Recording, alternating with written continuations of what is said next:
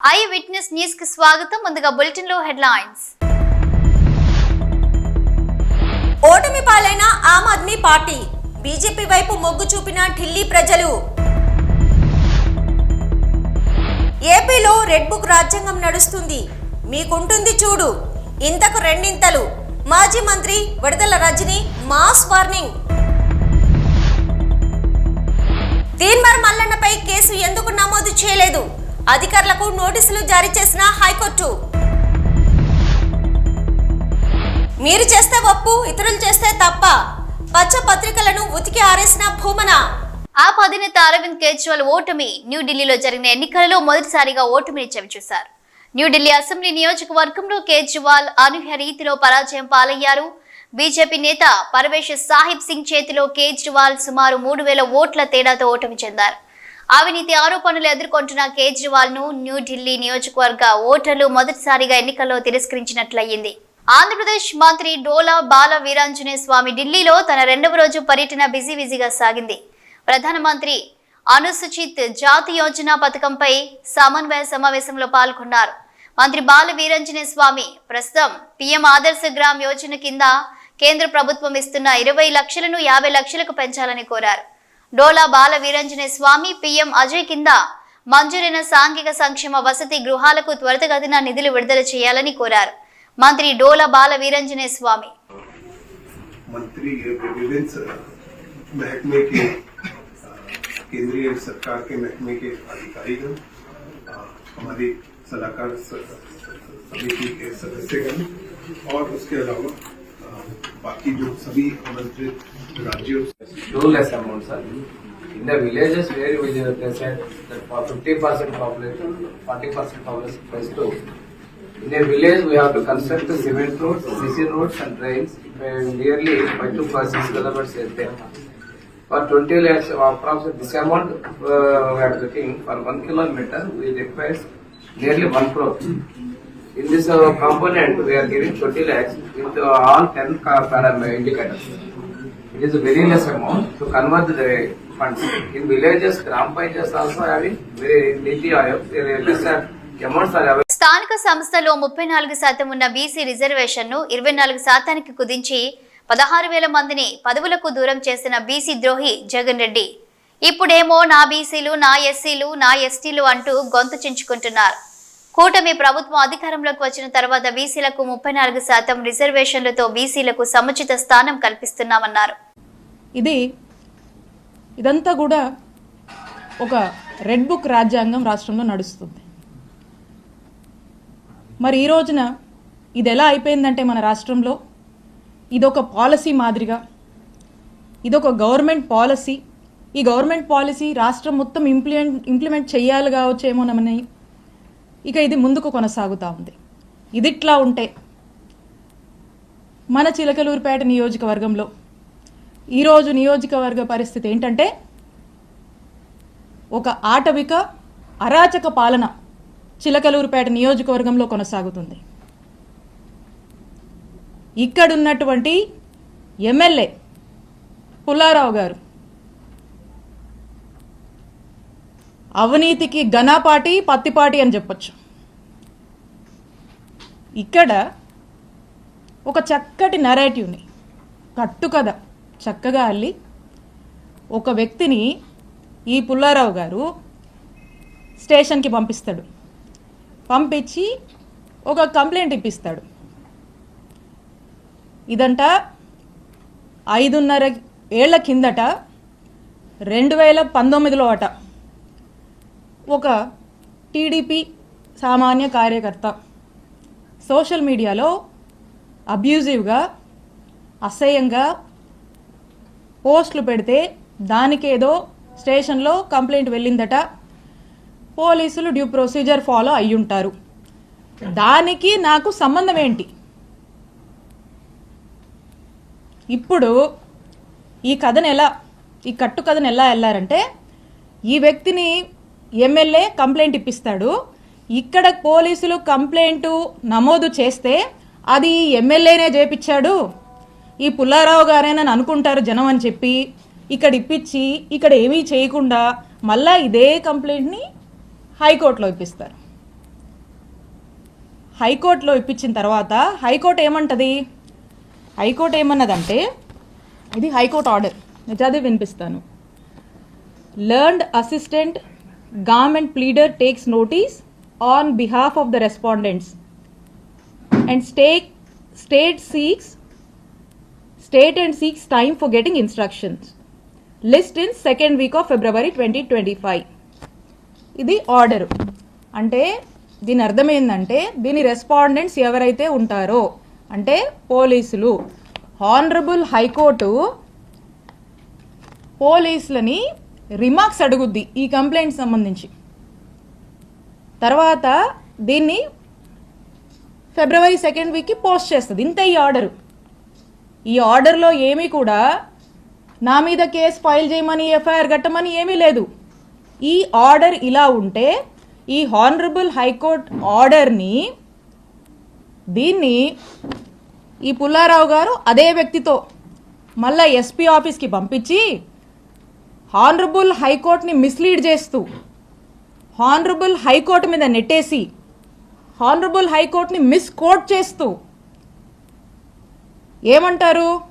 Honourable high court నా మీద, ఆవిడ మీద కేసు కట్టండి అని చెప్పారని హానరబుల్ హైకోర్టు మీద నెట్టి ప్రజల్లోకి కోర్టే కేసు కట్టమని చెప్పిందని చెప్పి పంపించేటువంటి ఫ్రీలర్స్ ఇచ్చి ఒక ప్రయత్నం చేసి, అంతలోపే ఇక్కడున్నటువంటి పోలీసులు నా మీద కేసు కట్టారు, ఎస్సీ ఎస్టీ అట్రాసిటీ పెట్టారు.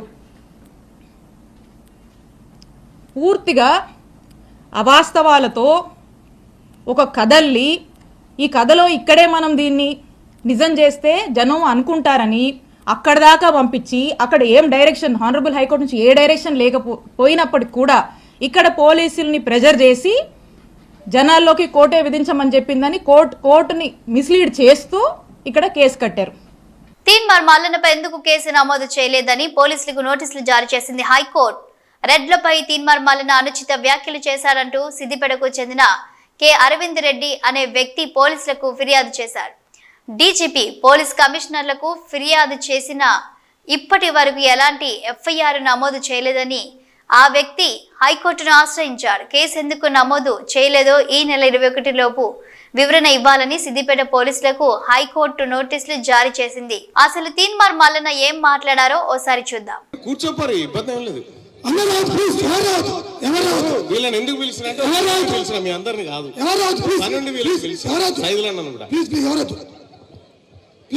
సభాధ్యక్షులు మిర్యాలగూడ ముద్దుబిడ్డ, ఇక్కడ ఏ చిన్న బీసీ బిడ్డకు కష్టం వచ్చిందని తెలిసినా అర్ధరాత్రి అపరాత్రి అనకుంటా ఈ క్షణాల్లో వాలిపోయేటువంటి ముద్దుబిడ్డ తమ్మడపోయిన అర్జున్ గారికి, భవిష్యత్ మిర్యాలగూడ వీరుడికి, అలాగే ఈ కార్యక్రమానికి విచ్చేసినటువంటి పెద్దలు గౌరవనీయులు శాసన మండలి మాజీ చైర్మన్ నేతి విద్యాసాగర్ గారికి, అలాగే తెలంగాణ ఉద్యమకారులు సోదరులారా, అలాగే మిత్రులారా, పోలీసు సోదరులారా, అందరికీ పేరు పేరున నమస్కారం తెలియజేస్తా ఉన్నా. మళ్ళా ఇక గత కొన్ని రోజుల నుంచి ఈ మిర్యాలగూడ సభ మీద ఓ కుట్ర, ఓ కుతంత్రం. ఇక్కడ ఉన్నటువంటి ఎమ్మెల్యే గారు ఇవాళ దామరచర్ల దిక్కేదో సభ పెట్టి ఐతారం గోలిగే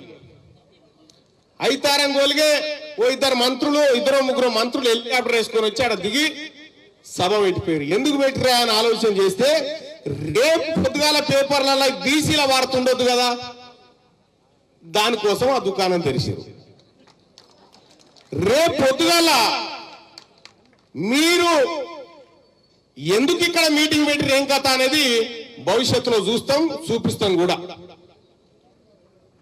సోదరులారా, ఇక్కడ మిర్యాలగూడ ఎమ్మెల్యే బత్తుల లక్ష్మారెడ్డి గారికి నేను చెప్పదలుచుకున్న ఒక విషయం. నీవు మిర్యాలగూడకు చివరి ఓసీ ఎమ్మెల్యేవిగా, మిర్యాలగూడకు చివరి ఓసీ ఎమ్మెల్యే బత్తుల లక్ష్మారెడ్డి గారే. ఈ మిర్యాలగూడ నియోజకవర్గంలో గట్టిగా 5 షేర్ల బియ్యం ఉడకబెడితే సరిపోయేటువంటి మీకు మీరు ఎమ్మెల్యేలా ఈడ? ఇవాళ నేను చెప్తా ఉన్నా, బత్తుల లక్ష్మారెడ్డి గారు, నీ కుట్రలు కుతంత్రాలన్నీ ప్రత్యక్షంగా చూస్తా ఉన్నా. నువ్వు మమ్మల్ని ఎదుర్కోవడం నీ వల్ల కాదు. నా దాకా అవసరం లేదు. నా తమ్ముడు అర్జున్ ఈ బీసీ ప్రజలకు ఏ ఇబ్బంది జరిగినా, ఎక్కడ ఎవరికి చిన్న ముళ్ళు గుంచుకున్నా అర్జునుడు ఉన్నాడు ఇక్కడ. తిరుపతి అలిపిరి వద్ద నిర్మిస్తున్న ఒబేరాయ్ హోటల్ కు నిర్మాణ అనుమతులను చంద్రబాబు సుగమనం చేశారంటూ ఓ పచ్చపత్రిక వార్తను వడ్డించిందని, అయితే ఈ హోటల్ నిర్మాణానికి సంబంధించి ప్రతిపాదనలు 2021లోనే వచ్చాయని తెలిపారు భూమన కరుణాకర్ రెడ్డి. దానికి ముంతాజ్ అని పేరు పెట్టడం మీద హిందూ సంఘాలు పెద్ద ఎత్తున నిరసన తెలపడంతో ఆ కారణం చేత నిర్మాణ పనులు ఆగిపోయాయని, ఇప్పుడు ముంతాజ్ పేరును మార్చి ట్రైడెంట్ గ్రూప్ అనే పేరుతో చంద్రబాబు చొరవ తీసుకొని అనుమతులు ఇవ్వడం జరిగిందని పత్రికలో వ్రాసారన్నారు. గతంలో ఏ హోటల్ నిర్మాణం హిందూ సంప్రదాయాలకు వ్యతిరేకమంటూ చంద్రబాబు అనుకూలం పత్రికలు మాధ్యమాలలో ఊదరగొట్టి ఇప్పుడు చంద్రబాబు అనుమానిస్తే ఆహా ఓహో అంటూ బదులు చేస్తున్నారని విమర్శించారు భూమన కరుణాకర్ రెడ్డి. ఒక దినపత్రిక ఒక వార్త రాసింది. తిరుపతిలో అలిపిరి దగ్గర నిర్మిస్తున్నటువంటి ఒబెరాయ్ హోటల్కు అన్ని అడ్డంకులు తొలగిపోయాయి, చంద్రబాబు గారు చొరవ తీసుకుని అనుమతులు ఇవ్వటం జరిగింది అని. ఈ హోటల్ నిర్మాణానికి సంబంధించి 2021లోనే ప్రతిపాదనలు వచ్చినాయి.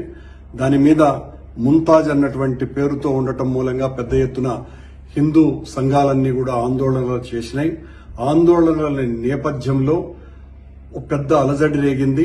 ఈ అలజడి వలన ఆ పనులు ఆగిపోయాయి. ఇప్పుడు మళ్లీ వాటికి సంబంధించి ఆ ముంతాజ్ అన్నటువంటి పేరును మార్చి ట్రైడెంట్ గ్రూప్ అన్నటువంటి పేరుతో ఈ రోజున చంద్రబాబు గారు చొరవ తీసుకుని అనుమతులు ఇవ్వటం జరిగింది అని. గతంలో చంద్రబాబు గారు పత్రికలు, ప్రసార మాధ్యమాలు, ఆయనకు సంబంధించినటువంటి స్వాములు, ఇలాంటి వాళ్ళందరూ కూడా అక్కడ మద్యం, మాంసం ఇలాంటివన్నీ, క్యాబరా నృత్యాలు ఇవన్నీ కూడా చేస్తారు, ఇలాంటి వాటికి అనుమతిస్తారా, ముంతాజ్ హోటల్ ఏంటి అని పెద్ద ఎత్తున ఆందోళనలు చేసినటువంటి విషయం మనకందరికీ కూడా తెలిసిందే. కానీ ఈ రోజున సాక్షాత్తు చంద్రబాబు గారే దానికి అనుమతి ఇవ్వటము, ఆ అనుమతిని ఇచ్చిన దాన్ని చాలా గొప్పగా చెప్పుకోవటము వీళ్లకే సాధ్యమైంది. అనుమతులు మేమిస్తే సంక్షోభం, చంద్రబాబు గారు ఇస్తే సంక్షేమం అవుతుందా? అలిపిరికి దూరంగా యాత్రికుల సౌకర్యం కోసమని, పర్యాటకుల విశ్రాంతి కోసమని, ఓ అనుమతుల కోసమని వాళ్ళు పెట్టుకున్నప్పుడు దాన్ని పరిశీలిస్తే చాలా పెద్ద ఎత్తున గొడవ చేసినారు. మద్యం, మాంసం అమ్ముతారని, అశ్లీల నృత్యాలు చేస్తారని గొంతు చించుకున్నారు, గోలగోల చేశారు. 7 నక్షత్రాల ఆదిత్య మందిరంలో ఇప్పుడు ఏమమ్ముతారు? మద్యం బదులు తీర్థము, మాంసం బదులు పులిహోర, దద్దోజనము, లడ్డూ, వడ ఇస్తారా? క్యాబరా నృత్యాల బదులు రంభ వచ్చి రంగపూజ చేస్తుందా? ఊర్వశి వచ్చి ఉట్టి కొడుతుందా? మేనక వచ్చి మేను వాల్చి పండర భజన చేస్తుందా? ఇంత మార్పులు వచ్చేసాయి అప్పుడే ఆ హోటల్కు అనుమతి ఇవ్వటంలో. ఈ రోజున మేనక నృత్యము, ఊర్వశి, రంభ ఇలాంటి వాళ్లను పిలిచి నృత్యాలు చేయిస్తారా? ఎంత దారుణంగా ఉందో సభ్య సమాజం ఆలోచించవలసిందిగా కోరుతున్నా. మేము ఒక్క మాట అంటే ఎనలేని విధంగా మా మీద విరుచుకుపడి అన్నీ మేమే తప్పులు చేస్తుంటాము, వేరెవరు చెయ్యరు అన్నంతగా మా మీద దాడి చేసేటువంటి వీళ్లకు దీనికి సమాధానం చెప్పవలసినటువంటి అవసరం ఉన్నది. జగన్ గారు మంచినీళ్లు ఇచ్చిన తప్పే, చంద్రబాబు గారు మద్యం ఇచ్చినా కూడా అది చాలా ఒప్పు. ఆ రోజు అలిపిరి వద్దన అయ్యో అయ్యో అని గోలగోల చేసింది కూడా చంద్రబాబు గారి ముఠానే. ఈ రోజున వాళ్లే అనుమతులు ఇచ్చినారు. ఇది ఎలా ఉంది అంటే, భిక్షం ఎత్తుకోవడానికి ఒక ఇంటికి వచ్చినటువంటి భిక్షగాడికి కోడలు భిక్షం వేస్తే అత్త ఆ భిక్షాన్ని లాక్కొని మళ్ళీ ఆ బిచ్చగాడికి వేసిందట. ఏమమ్మా ఇలా చేస్తున్నావే అంటే, ఇది వెయ్యాల్సింది నేను కదా అని అన్నదట. అట్లా జగన్ గారి హయాంలో దీనికి సంబంధించినటువంటి ప్రతిపాదనలు వస్తే నేను కదా ఇవ్వాల్సింది అని దక్షిణలు ముడుపులు తీసుకొని చంద్రబాబు గారు అనుమతి ఇచ్చినారు. దీని మీద పెద్దలందరూ కూడా ఆలోచించాల్సినటువంటి అవసరం ఉంది అని తెలియజేస్తున్నాం. కరీంనగర్ పట్టణంలో శ్రీ లక్ష్మీ పద్మావతి సమేత శ్రీ వెంకటేశ్వర స్వామివారి 8వ వార్షికోత్సవ బ్రహ్మోత్సవాలలో భాగంగా శ్రీ వెంకటేశ్వర స్వామివారిని దర్శించుకొని ప్రత్యేక పూజలు చేశారు మంత్రి పొన్నం ప్రభాకర్ గౌడ్. మొదటగా స్వామివారి కళ్యాణంలో సతీ సమేతంగా స్వామివారికి పట్టు వస్త్రాలు సమర్పించారు మంత్రి పొన్నం. శ్రీకాళహస్తిలో శనీశ్వర అభిషేకం నిర్వహించారు. ఆలయ అర్చకులు వేద పండితుల ఆధ్వర్యంలో కలశ స్థాపన పూజలు జరిపి మూల విరాట్కు వివిధ రకాల సుగంధ ద్రవ్యాలతో వేద మంత్రోచ్చరణల నడుమ అభిషేకాలు నిర్వహించారు. అనంతరం స్వామివారికి దివ్య అలంకారాలు చేసి ధూపదీప నైవేద్యాలు నివేదించి హారతులు సమర్పించారు. భక్తులు స్వామివారి అభిషేకాన్ని కండరాల వీక్షించి తరించారు. ఆచమనీయం సమర్పయామి స్నపయామి స్నానానంతర శుద్ధ ఆచమనీయం సమర్పయామి వస్త్రార్థం పుష్పాదుష్పదే అష్టాపదే నవపదే పవశే సహస్రాక్షరాపరమే వ్యోమన్ కైలాసవాశరగ్రహం ధ్యాయామి ఆవాహయామి ఆసనం సమర్పయామి నవరత్న ఖితహేమ సింహాసనయాదు జుంబకాయ విద్మహే వాసహస్తాయ ధీమహి తన్నో వరుణ ప్రచోదయాదు నమో సపా అవశ్చితః ఆనంద